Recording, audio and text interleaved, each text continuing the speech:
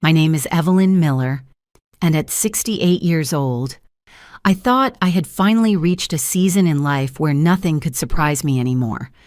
I've lived through an unfaithful husband, long years of double shifts, and more nights alone than I care to count. But nothing, absolutely nothing, prepared me for what I saw when I turned into my driveway that Friday afternoon. The gravel under my tires popped like corn as my old pickup rolled toward the farmhouse I've spent 20 years paying off. I had just finished a hard week cleaning offices in town, the kind of week that makes your knees ache and your hands throb. I remember thinking that all I wanted was a hot bath, a warm meal, and maybe the quiet company of my chickens. It was the kind of exhausted longing that sits heavy in your chest. But then the world snapped in half. A white moving truck, huge, loud, completely out of place, was parked right in front of my porch. Its back doors were flung wide open, like a mouth ready to swallow whatever it wanted. Two men I'd never seen before were walking out of my house carrying my living room chairs. My chairs. The ones I bought secondhand but refinished myself, sanding them until the oak grain felt like silk. For a heartbeat, I thought I was dreaming, the kind of nightmare where your feet won't move and your voice won't work. But there was no waking up from this. Standing on the porch was my son, Jason, 42 years old, holding my coffee table as if it belonged to him. Right behind him was his wife, Courtney, tapping a clipboard and giving directions like she was running an estate sale. She didn't even glance toward the driveway. She just pointed inside the house and said, "Take the rest from the bedroom, next." One of the movers asked her if everything should go on the truck. "All of it," she answered. Everything in the house. Something inside me cracked, not loudly but deep, like an old branch finally giving way. I didn't get out of the truck right away. I just sat there, breathing in dust and disbelief, watching strangers carry away pieces of my life. Jason laughed at something the mover said, and the sound of it felt like a slap. I realized then that neither of them had expected me to come home early. My hand shook when I reached for my phone. Years of being too trusting had taught me one late lesson. When your heart is screaming, your mind better get proof. I ended the engine, opened the door, and walked toward my own porch as if it were foreign ground.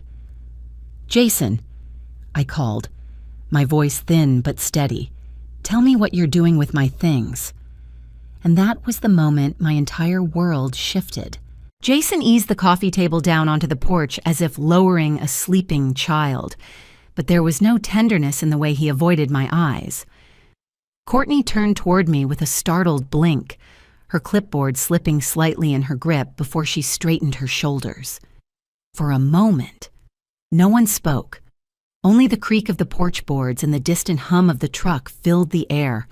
It felt like standing inside a storm before it breaks, everything tense, trembling, waiting.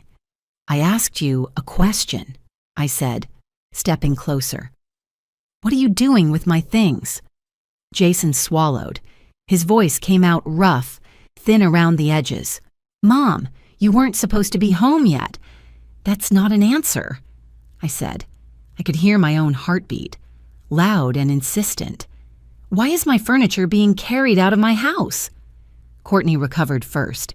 She stepped forward like she was approaching a customer at a bank, her smile stiff and brittle. "Evelyn, you're taking this the wrong way. This is all part of what we talked about. Downsizing, making your life easier. Do you remember? We agreed this house is too much for you to manage alone." I stared at her. "We didn't agree to anything.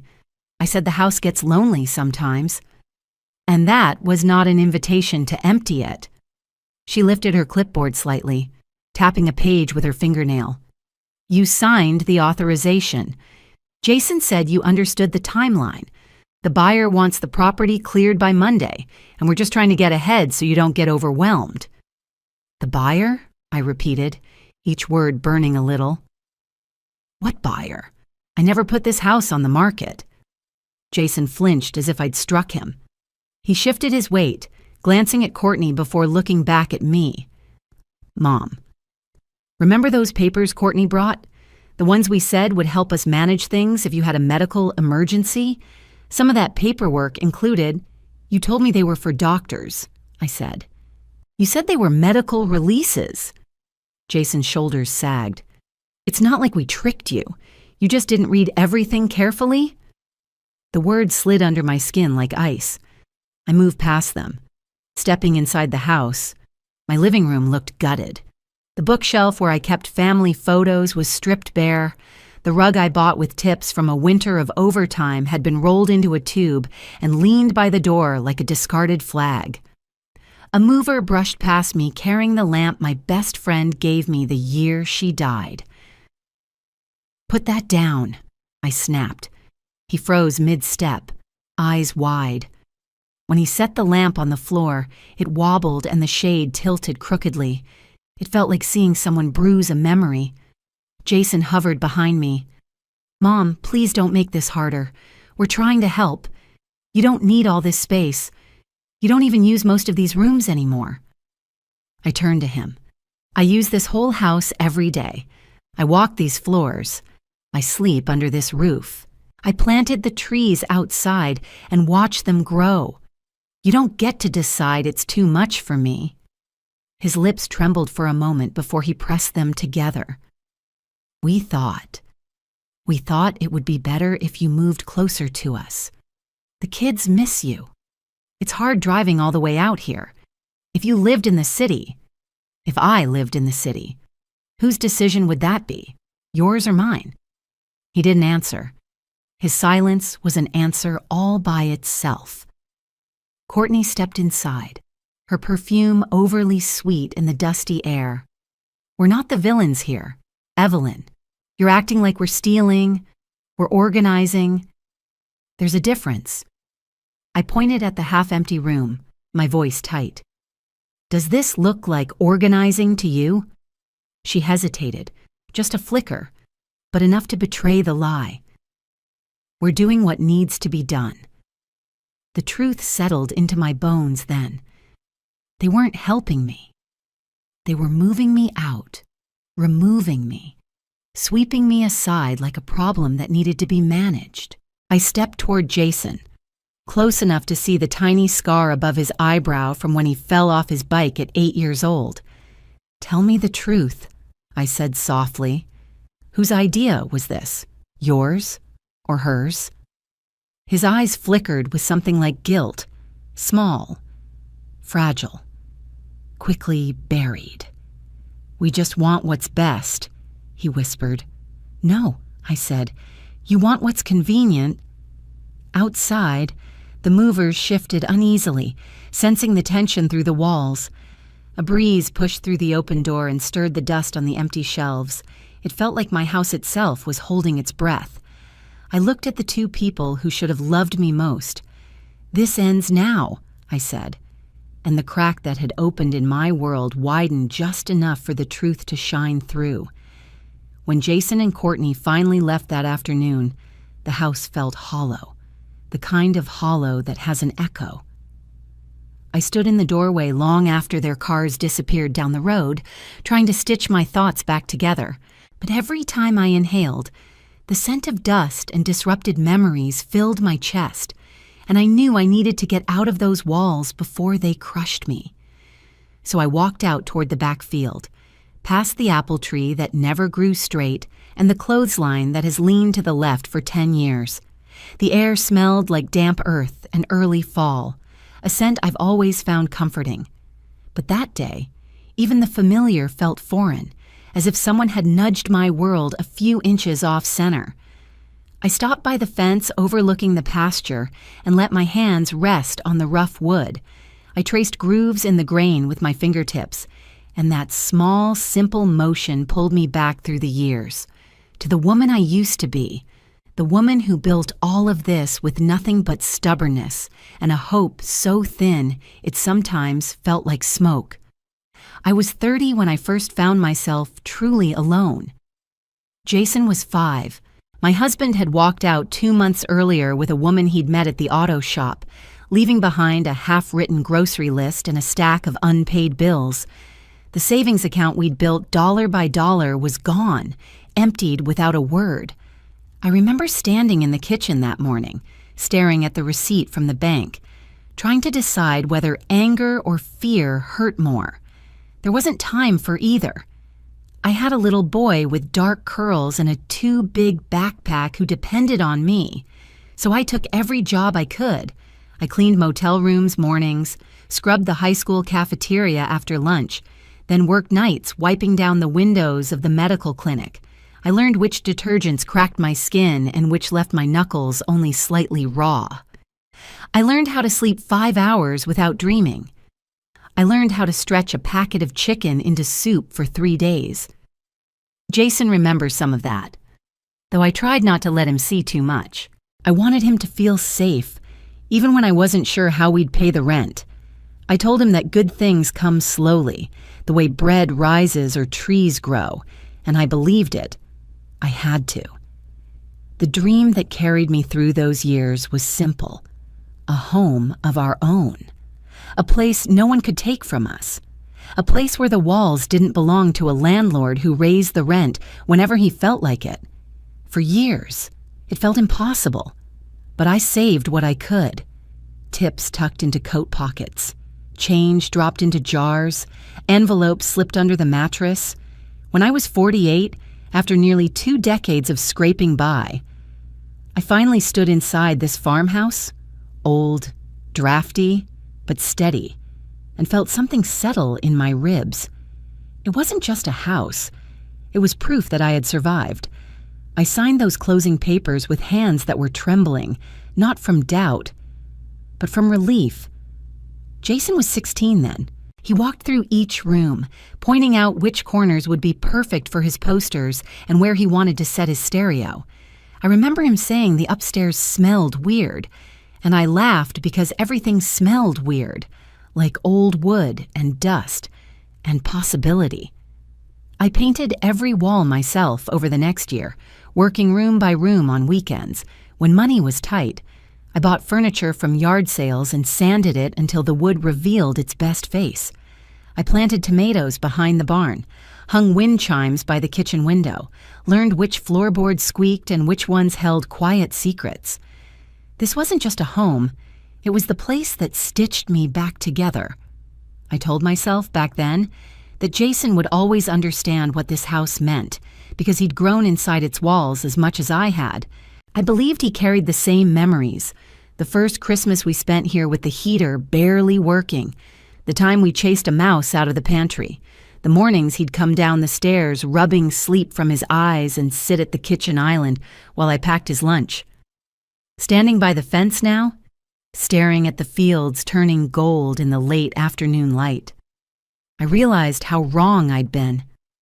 A house can hold memories, but it can't make someone keep them. Jason didn't see the years. He saw value. Courtney didn't see the sacrifices. She saw opportunity. And that truth lodged itself deep inside me, sharp enough to cut. I thought losing my husband had hardened me. I thought life had taught me every lesson I needed to learn. But standing there, listening to the wind rustle through the corn, I understood something new and terrible. A stranger can hurt you once, but when your own child betrays you, the wound keeps echoing. And I knew then that whatever came next, I couldn't let that betrayal take root any deeper. I had to protect what I had built, even if it meant fighting the people I loved. The next morning arrived with the kind of stillness that makes a house feel like it's holding its breath. I woke before sunrise, my body stiff from a night spent tossing between anger and disbelief. Even the chickens seemed hesitant to make noise, clucking softly as if they sensed the fracture running through my world. I fed them mechanically, my mind drifting back to every uneasy moment from the past few months, every offhand comment Jason or Courtney had made that I'd brushed aside. Little warning bells I ignored because I couldn't imagine my own son ever hurting me like this. When I finished my chores, I went back inside and stood in the living room, staring at the half-empty shelves. Sunlight streamed through the windows in thin, pale lines that fell across the floorboards, illuminating the dust the movers had kicked up. Something about the quiet felt wrong, as if the house knew something had shifted. I could either stay frozen in that moment or I could move. So I turned toward the kitchen drawer where I kept every piece of paper, every bill, every record. Years of scraping by had taught me that papers could save you or sink you. I sat down at the kitchen table and spread everything out in front of me. Bank statements, medical forms, property tax assessments, even the packet of coupons I'd never used. My fingers sought the papers Courtney had given me weeks earlier. They were tucked neatly behind an old electric bill, as if I had instinctively hidden them without knowing why. I unfolded them slowly, smoothing the creases with the side of my hand, and began to read. The words blurred at first. Legal phrases, dense paragraphs, terms I had skimmed before because Courtney had spoken quickly, and I had been tired, and I had trusted her. But with each sentence, I forced myself to read. Something cold and heavy settled in my chest. There it was. The power of attorney Jason and Courtney insisted would help in case of emergencies. A document granting Jason the authority to act for me in all matters pertaining to real property ownership, transfer, and representation. My name scribbled on the bottom, shaky from the flare of knee pain I'd had that day. A date I remembered all too clearly, rainy, my hands aching, Courtney pushing the stack of papers toward me while she talked about hospital visits and insurance. My heartbeat thudded in my ears as I reached the last page. Tears gathered, but they didn't fall. They stayed right there, burning hot, refusing to let gravity win. I whispered into the empty kitchen. What have they done to me? Fear gave me momentum. I grabbed my purse, slipped the papers inside, and drove to the Maple Creek County building. The lobby smelled faintly of old coffee and fresh printer ink. A clerk with silver glasses and a knitted shawl greeted me with a polite nod. I told her I needed to check my property file. My voice trembled a little, but I kept talking. If I stopped, I knew I might crack. She typed my name into her computer, her eyebrows lifting slightly. One moment, Mrs. Miller. It wasn't a long moment, but it stretched, pulling tight like a string about to snap. When she returned to the counter, her kindness didn't hide the worry in her eyes. There's a pending transfer request on your parcel, she said gently. It hasn't gone through yet, but it's active. Active. The word hit me like a blow. I steadied myself against the counter. Can someone file that without me knowing? She hesitated, choosing her words carefully. If someone with a valid power of attorney submitted the request, yes. The floor beneath me seemed to sway. My voice was barely a whisper. They were going to sell my house. The clerk touched my arm lightly. I'm so sorry. You should speak to an attorney right away. I walked outside in a fog, the crisp air doing nothing to clear the haze in my mind. I sat on a bench beneath an oak tree, watching sunlight flicker through its leaves, and tried to make sense of the betrayal rising in my chest. People passed on the sidewalk, laughing, chatting about errands and the weekend weather. Meanwhile, I felt like I was sinking into the earth. I couldn't go home. Not yet. I wasn't ready to face the rooms that suddenly didn't feel like mine. Instead, I drove to the larger town 20 miles away, to the community legal center that offered free consultations. I'd seen the building for years, but never imagined I'd walk through its doors needing help. Inside, a young receptionist asked for my name and a brief explanation. I handed her the papers without speaking. She glanced through them, her expression tightening. then told me to wait in one of the small conference rooms. That's where I met Maria Sanchez. She introduced herself with a firm handshake and warm eyes. Her voice had a steadiness that made me want to believe things could still be fixed. I told her everything, from the papers Courtney slid across my table to the moving truck parked in front of my house, to the buyer I never met and the signatures I never saw. Maria read every page carefully.